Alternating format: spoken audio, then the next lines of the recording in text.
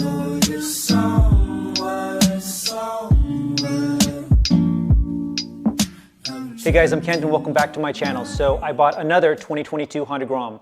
It's been about 9 months since I bought my original 22 Grom that I've done in the Repsol livery, and quite a few modifications have been made to that bike at this point.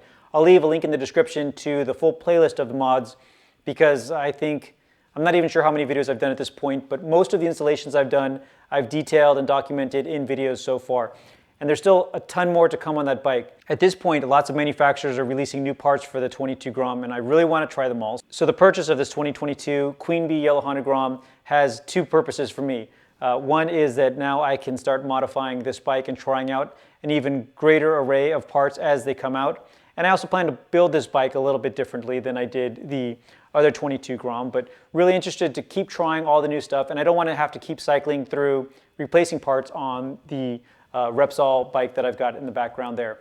So another platform to keep building. The other reason, and actually more important to me, is that my wife just got her motorcycle license, and this is her bike. I obviously have other motorcycles and mini motos that she can ride, and she has been riding those, and she did quite a bit as she got ready for her motorcycle test and passed that easily. But she knows how much time I've put into a lot of these builds, and she's always a little bit hesitant riding those around. So this is her bike, and if she drops it, it's not something that I'm going to freak out about. So buying this bike gives me both another build platform plus a new riding buddy, so I'm really excited about that. I'm not planning on modifying this bike right away either. She's still a very hesitant rider.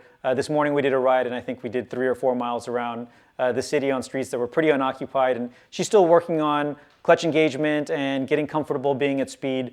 But I think actually most of the parts of this bike that I'm going to replace are effectively frame sliders as far as I'm concerned. The handlebars, which I'm sure I'll replace at some point. I'm not going to do the clip-ons for her bike, but definitely something that I think is a little bit cooler than what comes on it. But it has these little frame slider areas on the handlebar.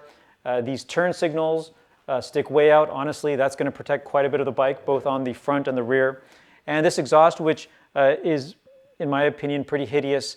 Also, if you went down on the right side or just let the bike fall over, these are all parts that if she were to happen to drop the bike, it would just give me a better excuse to replace them more quickly. But again, I think I'm going to let her get at least 100 miles on the bike and a lot more comfort where she's able to ride at speed and not even be thinking about the clutch action before I start making any changes. I put a few more miles on the bike myself this morning, and it's amazing how much easier it is to ride than the bike that I've been building. A couple of those points are, one, it has the stock clutch springs, so the feeling on the clutch lever is nice and light, and the engagement point is nice and lazy. It's not too sharp and biting. So while I prefer the more biting action with the clutch lever, for somebody that's new and trying to find that clutch engagement point, the stock setup is much better. It also has the nice big mirrors. And honestly, with the exhaust being as quiet as it is, it feels less violent or threatening. I'm not sure what the right term is there, but it feels like a very peaceful, nice bike to ride. And I think, again, this is the perfect platform for a brand new rider. So I wanted to just do this quick video and introduce this bike because you'll be seeing it in more and more videos, particularly as vendors start releasing more parts.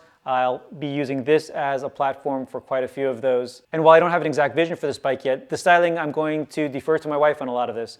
I've already reached out to 77 Decals for their Yakuza theme. They don't yet have one for the yellow color, but it's something that they're mocking up now, and will probably be one of the first modifications that I do on this bike. I guess that's not technically a modification, but some personalization that I think my wife will appreciate. And the rest of the modifications, again, are going to be things that she's interested in using. As far as handlebars and other ergonomics, those are all going to be based on whatever seating preferences and riding position she would like to have. That, again, it's going to be a while before she really knows what those differences are. Right now, she's just trying to get through those basics. I bought a new 360 camera so that I can document our adventures and also her progress as she becomes a more proficient rider. And for those of you that are going to be at the Barber Small Bore event at the beginning of June, both my wife and I are going to be flying to the event.